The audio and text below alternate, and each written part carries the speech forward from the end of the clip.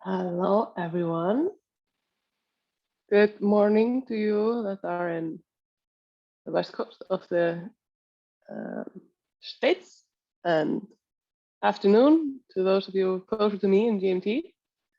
Welcome to this data design deep dive webinar. So some of you might have attended or watched on YouTube the Avo Basics webinar, and that is like the the basics that you need to know. And there we go over the basic concepts and the basic workflow of Avo, and we don't really dig deep into anything. But here is where we actually dig deep into how to design quality data in Avo, and actually get to talk about exactly what it is that contributes to data quality. So let's dig into it. The agenda for today is first, who am I and why should you believe me? Then we will just really briefly go over the workflow that we have covered in Avo Basics. And then we will spend the most of our time in designing quality data in Avo. That's going to be the bulk of the session. Then this is a new section in the data design deep dive, is resolving issues from Inspector. This is something that we have gotten questions about from some of our customers, so I'm going to include that here. I think that's relevant. And then last but not least, we will talk a little bit about the upcoming training sessions. So let's get started. Who am I? My name is Thora. I've been with Avo for over 3 years now. I was the first employee of this beautiful company. So I have worn many different hats, ranging from customer success to product management. And so I'm putting away product/customers here. But currently I'm trying to focus more and more on product, but I still maintain a really good relationship with our customers and also some of our some of the teams that are not yet customers but are curious about Avo. So the workflow refresher, just to remind everyone about what Avo is all about and how it's solving the challenge of the collaboration challenge and data quality challenge of analytics. So what we have here is the diagram of the workflow. The first, or like the pre-stage, is deciding product changes. That is, most teams, they decide on product changes, they document that in some tool somewhere. And then most teams want to also measure the success of those product changes. And that's where Avo comes in. So the first step in Avo is actually define metrics and event structures and more. You define those metrics and event structures on a branch, similar to Git. And so you define those and suggest them for then the second step for review from your collaborators or from your peers. And also you can request implementation in that step. So there's like a collaboration step and approval process step that goes around here. Then the third step is the implementation part, and that can be done either by the Avo functions, which is generated code based on the definitions in Avo, or just your previous implementation methods, so where you're calling an analytics SDK directly. Both options are fine. And no matter what option you use, you can use Avo to verify your implementation using our inspector, which is this dashboard here. It is like a report on both the current state of tracking that you already have before you adopted Avo, and also it can summarize the events that you're sending with Avo. And then we have this debugger as well, which is a really great validation tool and verification tool. It's like an in-app debugger for web and mobile. Then The last step is to analyze the data in your analytics tool. And hopefully, once you have adopted these workflows and these tools, then your data should be more rigorous, and your kind of workflow and collaboration between stakeholders, between data, between development and product, it should be smoother and much faster. That's at least the reports that we've heard from our customers. All right, so that was just a brief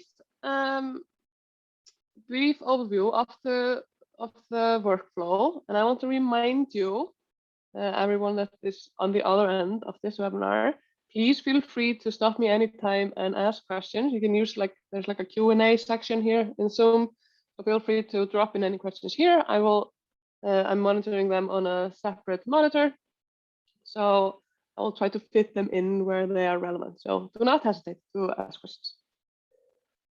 So let's now dig into each step of this here, and then I'm focusing on these 4 steps, the steps that occur in Avo, and how each of them can contribute to data quality. And of course, the focus will be on this the first step, which is defining the data itself. So let's not wait for anything and just start talking about designing quality data in Avo. Before I dig into specifically the event structures, I want to also talk about kind of some setup things, which I'm talking about as step 0. So it's important to set up your Avo workspace correctly, or like according to your needs and how you want it to be. So I want to include that in here, because that really contributes in how you can define quality data. So the first thing I wanted to talk about in the pre-workflow steps is setting up the Avo workspace. And the reason I'm talking about that here is that I want you to make sure that users have the right permissions, that the brand's workflows are correctly configured according to your needs, and notifications are set up. So I'm going to be jumping between these slides here and this workspace here. And we're going to, first I'm going to just introduce kind of the items that I'm talking about and why I'm talking about them. And then we're going to actually see how it's done in Avo. So the Avo workspace setup, that is this workspace setting pop-up here, and how to reach it is to click the wheel here, the setting wheel, and click workspace settings. So here you can see a list of all the members in your workspace, their roles. I am an admin, so I can change the role of everyone and I can remove them. But if you're an editor or lower, then you won't be able to do that. So the different roles that we have is admin. Admin has access to everything. They can make changes to the tracking plan. They have privileges to change these workspace settings, and also they can access the billing settings. Editors are exactly like admins, except they are not. They don't have access to billing. They don't have access to change any of these workspace settings, but they have access to managing the tracking plan fully. Then we have the comment-only members. They have access to read access to the entire tracking plan, and they are able to comment everywhere that is able to that users are in general able to comment. Then there's a view-only one, and that's simply like it says, view-only access. So you're not able to change anything in the tracking plan, and you're not able to comment on anything, but you are able to read everything and also the comments. So that was a brief introduction of that. Then there is the permissions tab of the workspace settings. So that the first thing that is there is the authentication method. So the authentication method set for this workspace is email, password plus Google login, which is the standard one. So that means that users can choose to sign up and log in with email plus password, or a Google login. Then there's also this option of having a Google SSO. This is available on our growth plan and enterprise plans. Google SSO, then you can force everyone as an admin to sign up with Google. That's something that some teams prefer, just so everyone has this Google sign up. And then you're also able to allow everyone to sign up, like everyone with a domain to sign up. So, like for example, we could open a workspace up to everyone with the email domain avo.app, and then everyone can just sign up and get view-only access or comment-only access, whatever your preferences are. And then we have the SAML. It can be connected to any of your SAML provider, for example, Okta or whatever you're using. Then these things here, these are things that contribute to data quality. And I think it's important to talk about this because this is kind of configuring the approval workflows for your workspace. So here you can see that there's like a main setting for protected main branch. And this is on here. And when this is on, it means that there are only admins that can make changes directly on the main branch. Others have to make a branch, create a branch to be able to make changes. And they are the only ones that can merge a branch that hasn't been approved.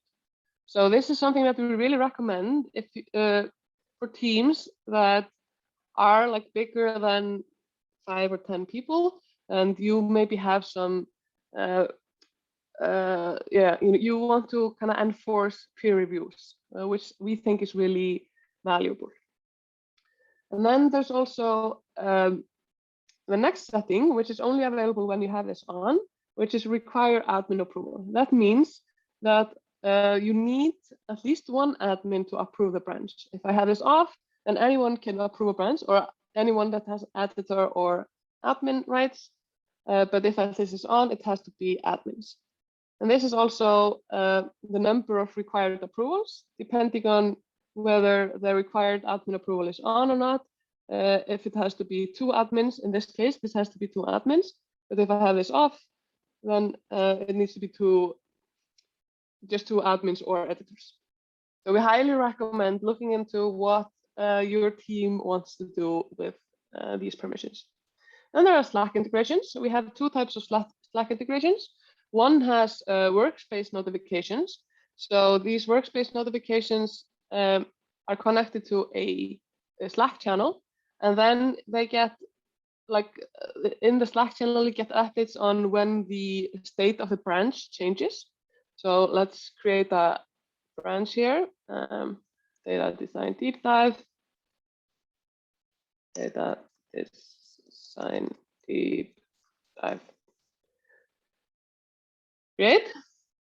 So now I created a branch, then there would be a Slack notifications to the Slack channel, and also when I change the status of the branch here, I don't have any changes, so I can't do it. And also if someone comments.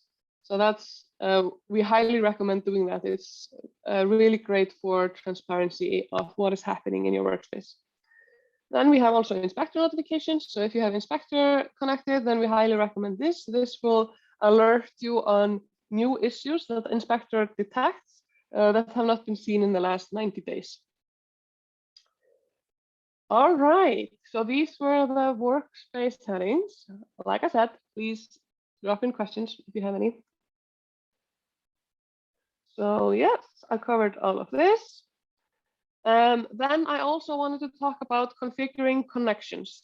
This is important because you want to make sure that your sources and connections are correctly set up and they're connected like you want it to be connected.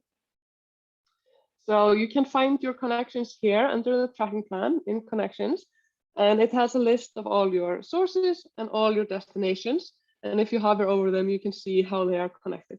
So Android is sending to Custom Analytics API, Amplitude, Mixpanel, and Braze, not to Intercom and Facebook Analytics, for example. And when I look into the source itself, then you have a name here, which you can just name whatever you want. If you have multiple products, for example, and multiple platforms, then you might want to have like product 1, Android, product 2, Android, and so on. And then you pick the development platform and the programming language for the source. And here's a list of all the programming languages that are available. No, development platforms, and here's a programming language specific to each development platform. So for Android, Java and Kotlin are available.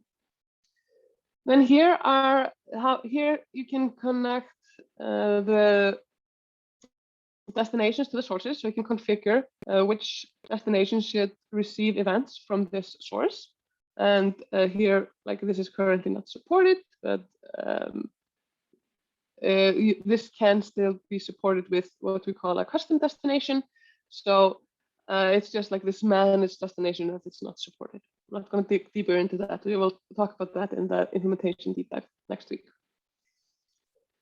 Then here we can see an overview over all the events that are sent from this source, and we can edit that here. So if I wanted to change it to be to all events in the tracking plan to be sent here, or I want to bulk, change something, I can do that from here. This is really handy if you are bulk adding events to sources, so you don't have to do that per event in the tracking plan itself.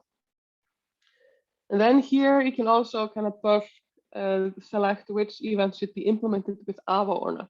I will talk a little bit more about the specific about this later. But yeah, basically you are defining which implementation method that you want for this event. You want it to be implemented with Avo functions, the generated code that Avo creates, or do you want to use the existing implementation methods? So that is sources. If we look into the destination, you can also configure the destination here. It has a name, and it can be defined as like you pick in analytics tool, which is the type of destination. All of these named destinations are managed destinations, which means that Avo manages your SDK. But if you use custom, then you can use it with basically any destination, and you manage the SDK yourself. So we recommend using a custom destination for everyone that has existing tracking, because then you're not maintaining two SDKs at the same time. And then for managed destination, you can set the production API key and the development API for the relevant project in Mixpanel in this example. And here is the same as for the destination. Like in the source there, you just control which destinations are connected to which sources. So here I can check and uncheck if I don't want Mixpanel to be connected with iOS. I can do that here. And there's advanced setting, and this is also really useful if you have a few destinations, and there's one destination maybe that you want all your events to be sent to, but there are some events that you might want to opt into. So then you can say, like, okay, I want all events to be sent to Mixpanel. So I have this on, this include by default on. But for example, maybe Braze, I don't want to include Braze by default. So per event basis, I need to opt into that. And I will show you that a little bit later as well, how that's done. Like I said, questions, if you have any. Which sources destination should be connected? What events are sent from the source? Implement with Avo or not on the source? Include destination by default or not? This is what I wanted to cover, just reviewing if I covered everything. Then there's a third kind of pre-workflow step that I wanted to talk about, and that is importing, exporting, and publishing.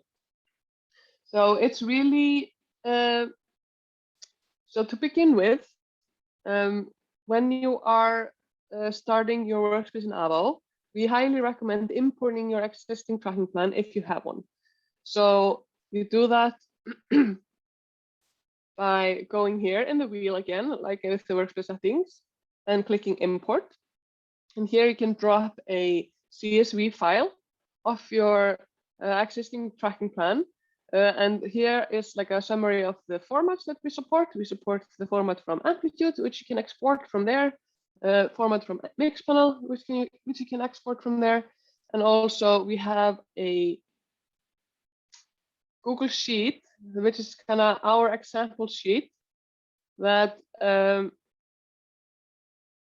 you can use, that's this here, that you can use to kind of use as a kind of the structure of a tracking plan if you have your own Google Sheet. So you could modify your own tracking plan in a Google Sheet to match this one, and then you can upload it to or import it into Avo.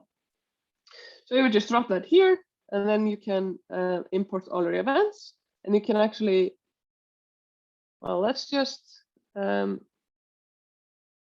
download this as a PDF document. No, not a PDF document.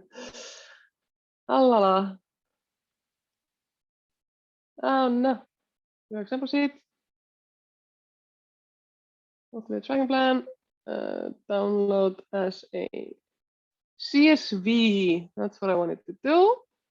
And we should just be able to drop that here.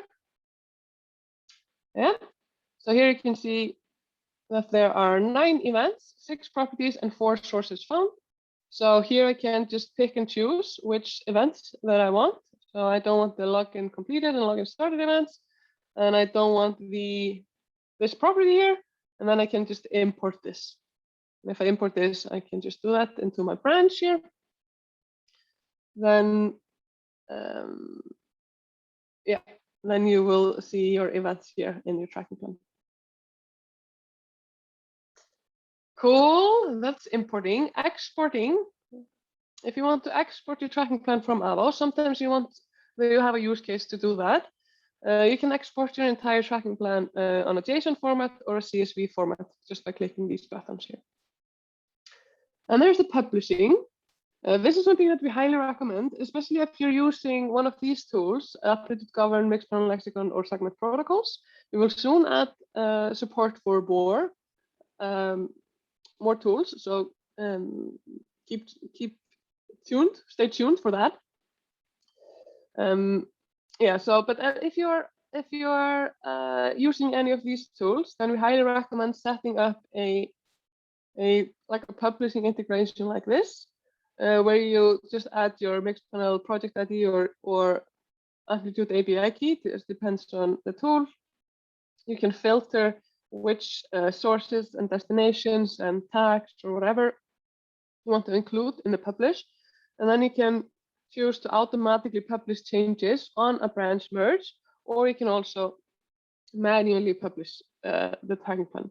And what this means is that you are syncing your tracking plan that you are defining in Avo with your analytics tool. So you will get all of the descriptions that you define in Avo, depending on the tool. For example, Mixed Panel accepts the tags, Amplitude accepts the categories, and so you're syncing all of that into the analytics tool.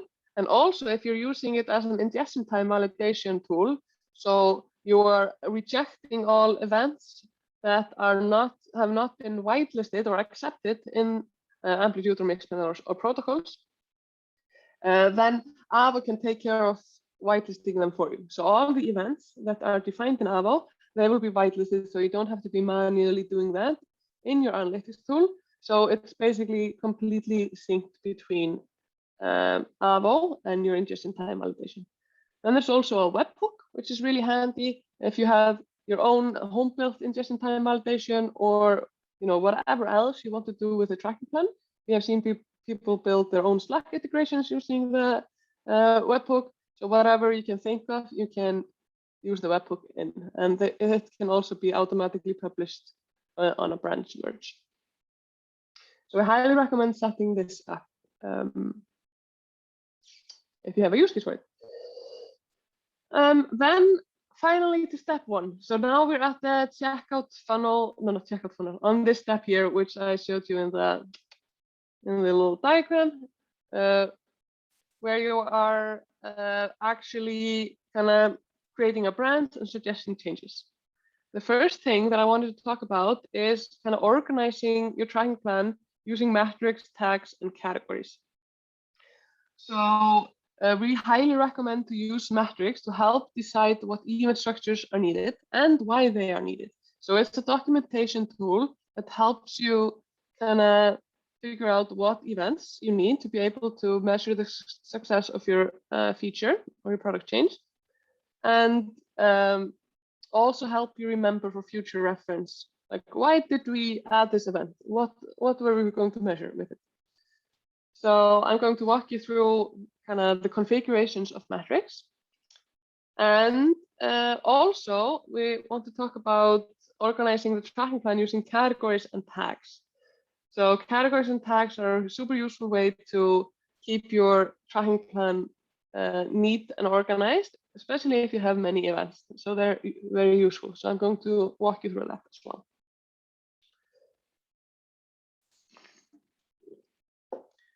So let's start with metrics. So if I add a new metric here, let's say just checkout funnel, I can add the description, and this is like rich text description, what that you can use for everything, or like whatever you want. And I usually say like just shortly describe the metric. So maybe like from when a session starts to completing a checkout or something like that, just high level, but you can use this as you want. Then I want to add this to a category. So in this case, we have created some categories already, and I'm going to add it to the checkout category. So then my metrics are organized the same way as my events. Then there are the metric types. There's funnel, and that means let's add a few events. Session start. Let's add cart updated.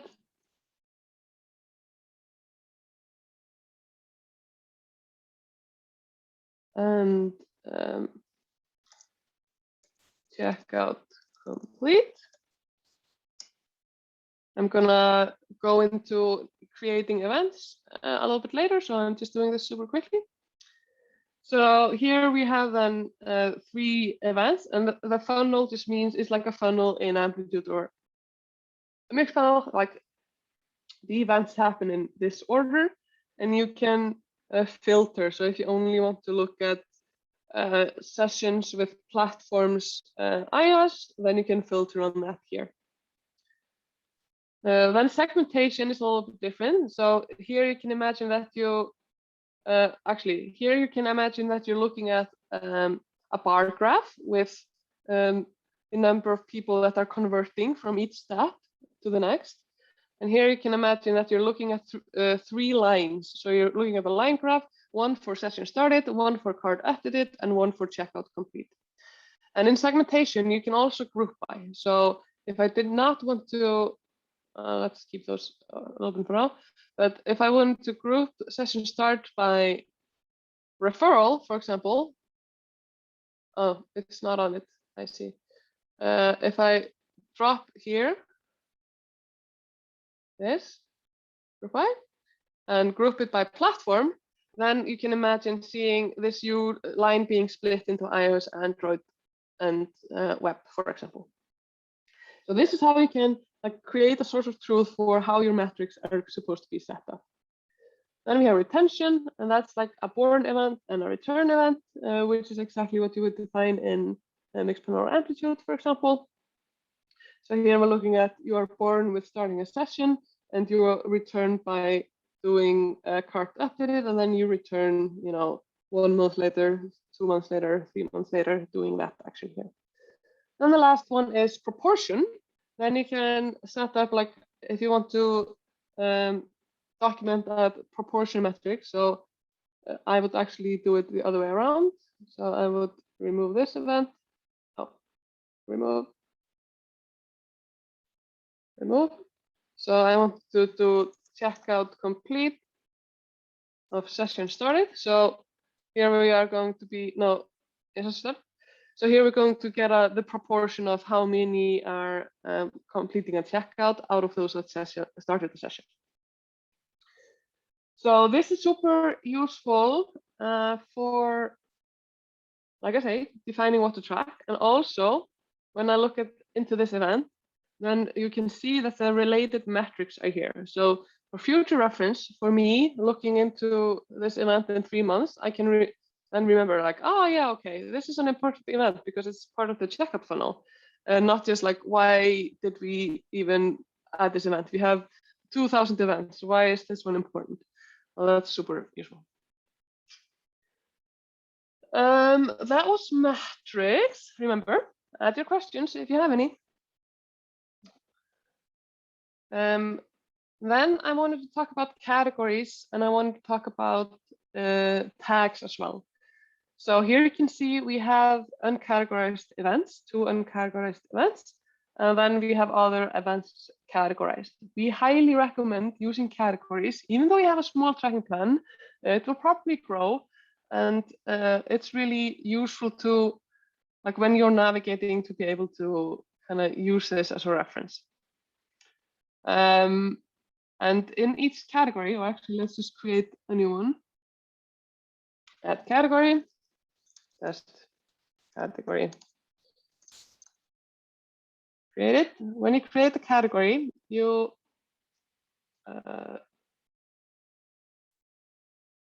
should get this view here, but apparently it didn't. I think I found the bug there. And you can add a description for that category. And usually what we recommend is to have categories for like user flows or product areas or something like that. Something that can be kind of, you can organize your tracking plan according to features, product areas, or something like that. And then what you can do and use this description field for is to document any decisions on metrics there.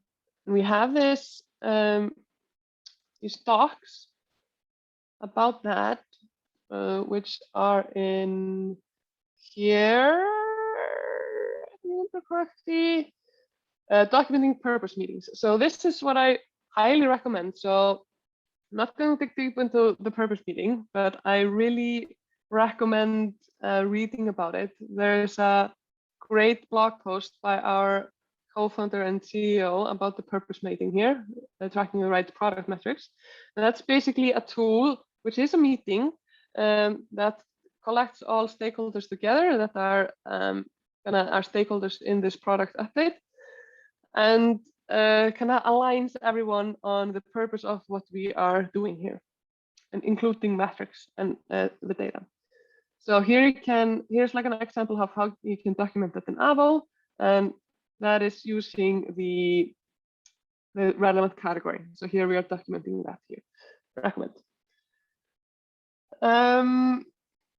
So yeah, that's what you can use the description for, and then you can also add metrics and categories. I'm actually going to show you that in the checkout one because I saw there were 2 missing. So cart updated, that should be in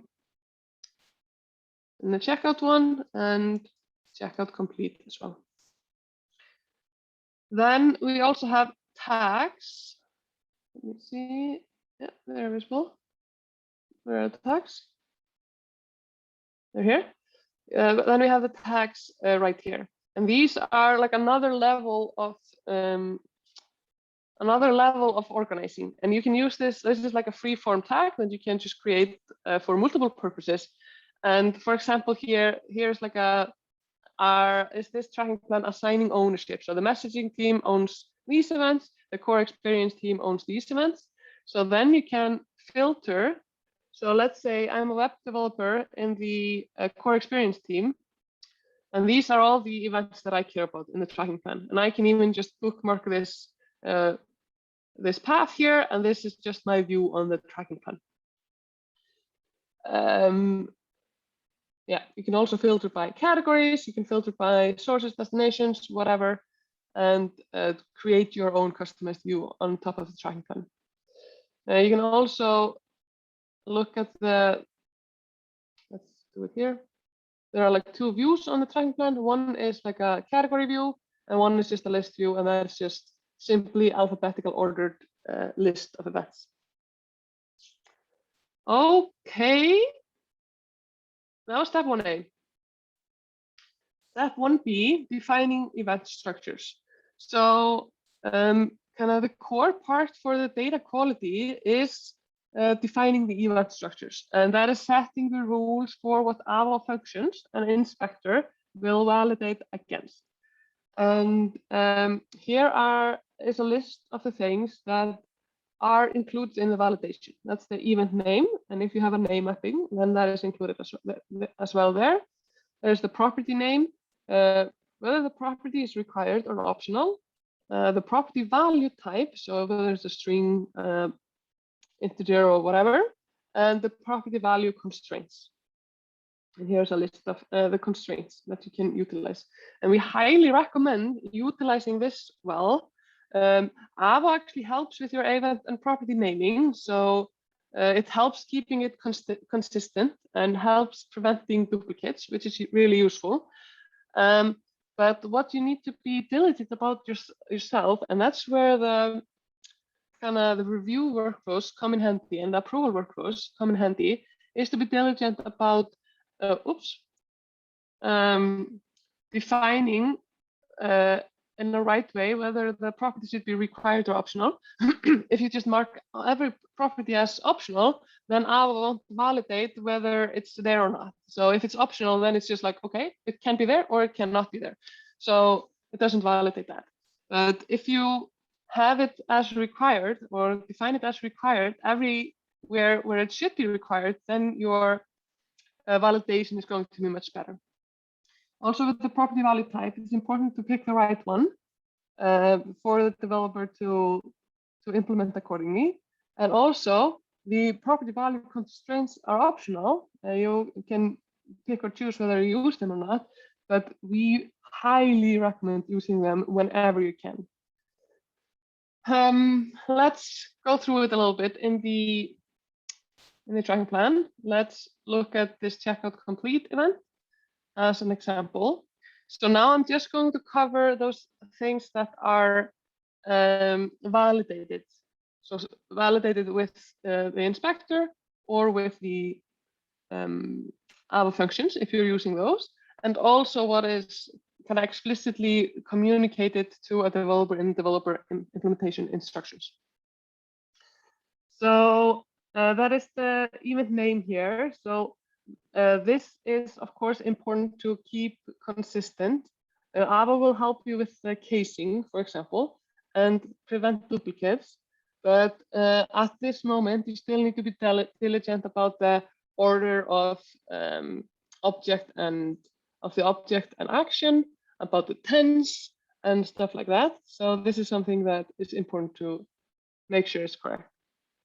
Then there are the properties. Let's add a property group here, a product info property group, and look at one of the properties. What is validated against here, like I mentioned before, is the property value here. And here it's important to pick the right one. And then there's also your property value could be a list of any of these things. So if I check a list here, then Avo will validate that the values coming in is a list of strings. So it's not just a string, but it is a list of strings. And if I change it to integer, then it would have to be a list of integers. So it's really important to make sure that this is correctly configured for the property. And I was talking about the required or optional thing. That's this part here. So always sent means it should always be required. It's required on this event. And we highly recommend making sure that all properties are required when they are supposed to be required. Then there is sometimes sent. That just means it's optional. And then you also have depending on source. So actually, let's add another source to this event. Yes. Then I can see here when I change this to depending on source, then I can configure whether this event, let's add here also cart after it. So then I can configure here this property. It should be optional on cart after it, but it should be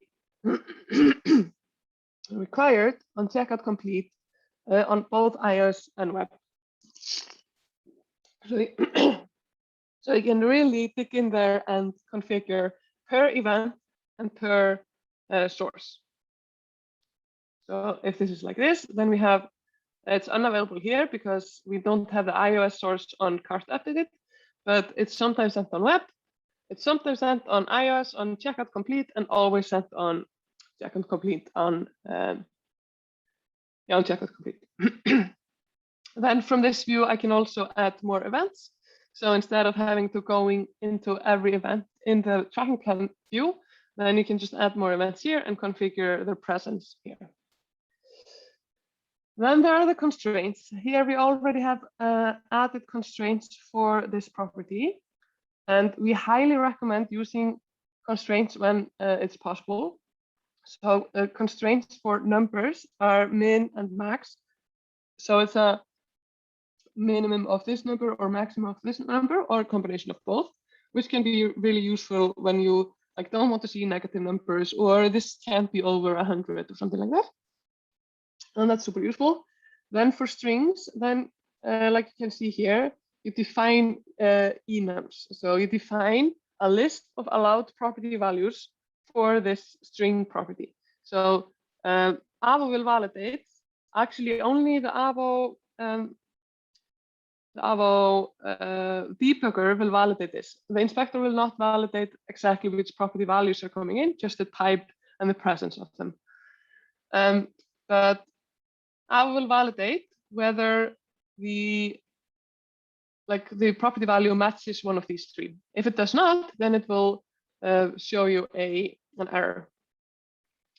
And you can see that all of these are available on both web and iOS. Maybe we don't sell mugs on iOS, then you can configure that per source as well. So this is highly flexible. I mentioned name mapping on a whim before. Name mapping is both available for properties and for events. So there are a bunch of different use cases for name mapping. Maybe I'll just go into the docs and show you that. So here in tracking plan management and best practices and guide, there's name mapping and use cases.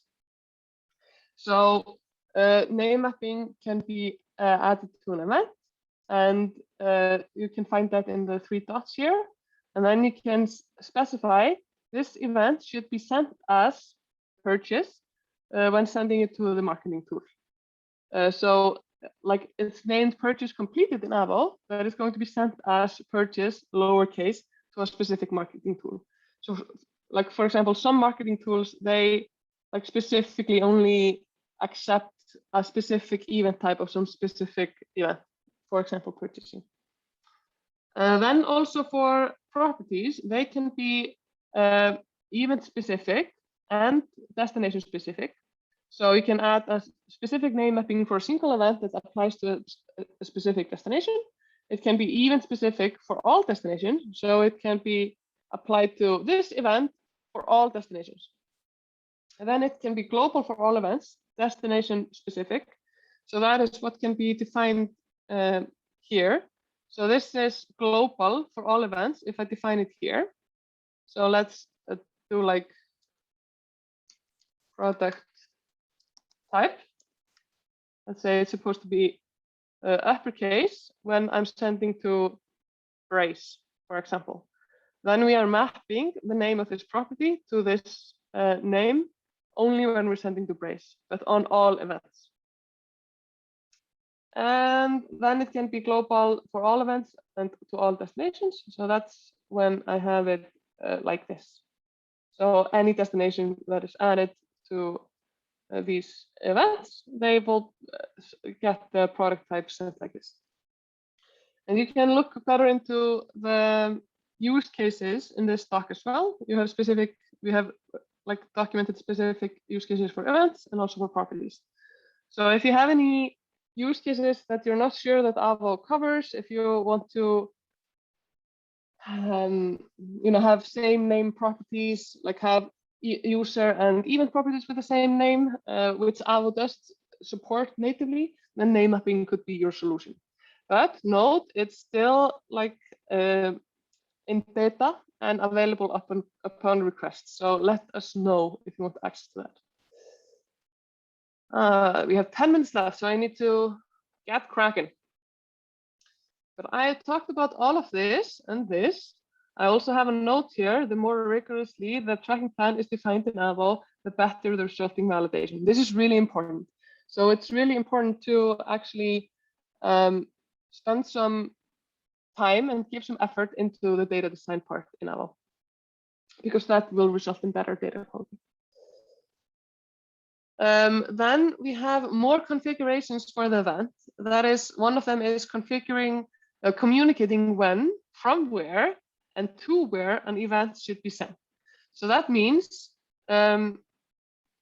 describing the event with a description, adding triggers with a screenshot, add sources, implement with AVO check mark, and configure source specific destinations. I promised before that I would go through this. So I will keep that promise. Let's go back into the event. And here's a description. And this is like general for all cases of the event. So for example, event sent when a checkout is successfully completed. So this is not sent when I click a button, but when a checkout is successfully completed. And then I can also add triggers. Oh no, let's see if I have any good screenshots here. Yep, this one, no, not this one. Screenshots here. Then I can add a screenshot specific to a, for example, code path where this happens. So let's say, yeah, this is kind of the opposite. This is kind of signing up, but that's okay.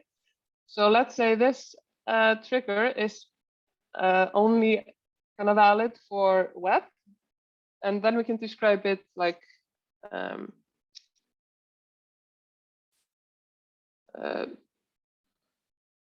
complete the checkout on web.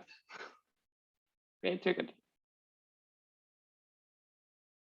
And then we can also add another one for another use case.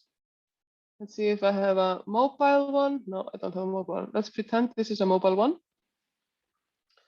So here in iOS, complete the checkout on iOS. Great.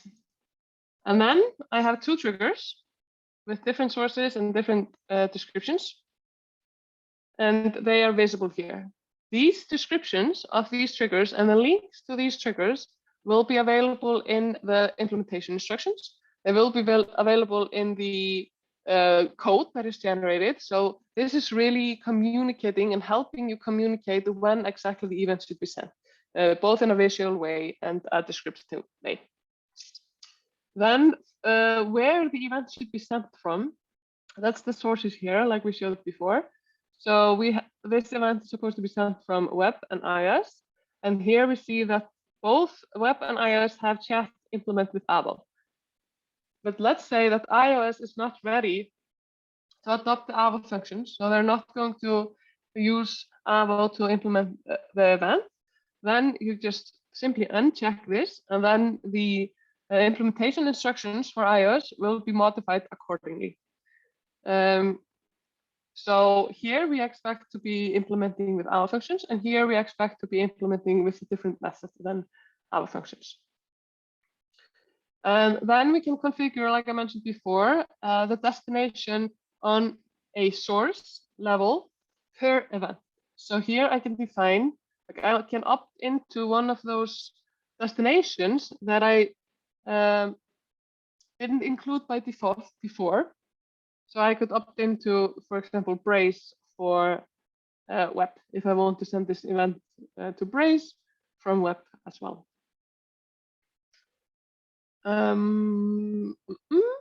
Yeah. Then the next part I wanted to talk about further configurations to the event. It's configuring what actions or kind of the tracking call methods and should be performed when the event is sent. And this is a list of all the actions. So let's take a little bit better look at them. The log event action is included by default. So every time you create an event, the log event action will be there. And that means that you will always, or that when you have the log event action there and you keep it there, then you will be like logging an event. So there's like track dot or like analytics.log event or analytics.track if you're using segment, I think. So then it will send an event with the event properties that we have specified here. Then there are other actions. We have, for example, update user properties. So for example, if I wanted to update a user property at the same time as logging the event checkout complete, for example, if I want to do like checkout count, I want to know how many times this person has checked out, then I can add that here. Right, there's my checkout count. Create user property. There we go. Then what we will do at the same time as logging the event, first we will update the user property, checkout count, and then we will log the event. Then there are other actions, updating group, identify user, unidentified user, log revenue, and log page view. So update group, that is for B2B companies that have enabled kind of the group tracking in their analytics tool. So then you can add the user to a specific group. So for example,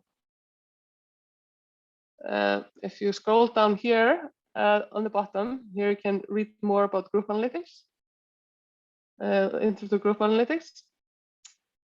And so yeah, here you define the group types. So for example, if we have like a workspace group type, then we can add group properties that belong in that workspace group type, workspace name, for example. Let's keep the consistent casing. And then I'm able to, in my checkout complete event, then I'm able to add the group action, and I can add the user to the workspace group, and I can update the workspace name group property at the same time. So this is the order of which the action will occur. Update group first, update user properties then, and log event last. And if I want to also log the event with group, that's like another type of group action, then you can add the group here as well. And you can read all about this in the Intro to Group Analytics docs here. I don't have time to cover it deeper than this. The other actions are identify user and unidentified user. This is usually what you would do at the same time as the user is signing up or as the user is logging in or logging out for unidentified user. Then log revenue. This is something that would be really relevant on a checkout complete, because if you want to utilize the revenue functionality in your analytics tool, then this is the way to do that. And then logging a page view. For example, if you're using segment, then there are a lot of people that log page views as well as events. And that is, for example, for Google Analytics. All right. Thank you, Steph, for this comment. That is configuring the event. Then we only have 1 minute left. So now I'm going to run very fast through the rest. I talked about getting review, and we highly recommend getting peer review to sanity check your suggestions, to spark a conversation with your peers or with your collaborators to ask about like if this event is possible to implement in this way, or if there's another way you need to do it. it's a really good way to keep discussions in context of the tracking plan, instead of having the discussions scattered over different tools like Slack or Asana or Confluence or whatever you're using for project management and communications. It's really nice to keep them in context of the tracking plan, and it will be in context of your events and properties forever. So you can always reference those discussions. Also, just simply to make sure definitions are according to the team's conventions, and this goes back to what I was talking about before, where it's really important to have the use of the tools that Avo provides, using the constraints, using the optionality correctly, and the peer review is really important to just keep everyone in check and just have a second pair of eyes on things. Yeah, like I'm saying here, property presence, value types, and constraints are utilized to the fullest extent. So we highly recommend doing this and utilizing the kind of configuration in the workspace that I showed you a few slides ago to kind of enforce the level of enforcement that you want for that. Then there's the implementation part, and here I'm describing a little bit how the validation works if you're using Avo functions. Of course, if you're not using Avo functions, the Avo functions do the validation for you. But if you're not using them, if you're using your existing implementation methods, then you don't get the validation from the Avo functions, but you still have access to the debugger and you have access to the inspector. But if you're using the Avo functions, then you get validation and completion of event names and property names, and you get validation of the requirement or optionality of the property and the property value type and constraints. And here's a list of kind of listing out the feedback that is provided in development if you're using Avo functions. So it's logs, strict mode, visual debugger, and implementation status. This is something that will be covered in much more detail in the implementation deep dive, which is next week. Then there's validate with the debuggers. I was going to show you that. Maybe I'll just show you in case of for the recording also. I was going to keep this in present mode, but I was going to go here. So here is the debugger, and this is a super powerful tool both for developers when they are working in development, and also just for the QA teams, that you can have access to this in your staging environment or your testing environment and use this as you are navigating the product. So here I'm adding my email, and my event pops up as it's sent. Then I add my password, and this event pops up as it's sent, and then I click the sign up button. So here I have all the events that have been sent, and it becomes red if there's something wrong here. Here we can see that the product type of my mug is wrong. So that needs to be fixed. So this is like a great tool both for QA and developers, like I mentioned. Okay, and then we have the validate with inspector. So that's in form of reports and alerts, like I mentioned before. And the issue types are the following. Not going to go over this very deep because we're running out of time, unfortunately, or actually already ran out of time. But I'm going to keep going for the recording. But the issue types are unexpected event. So an event that is not in the tracking plan, you would get an alert on that. And also it's highlighted in the report. The same for properties, unexpected properties that are not in the tracking plan, they will be alerted on and highlighted in the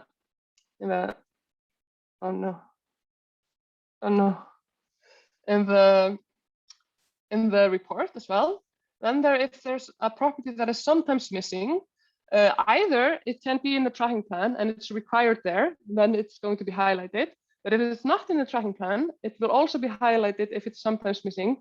So we will just always assume that all properties that are not in the tracking plan are supposed to be required, and we highlight those that are sometimes missing.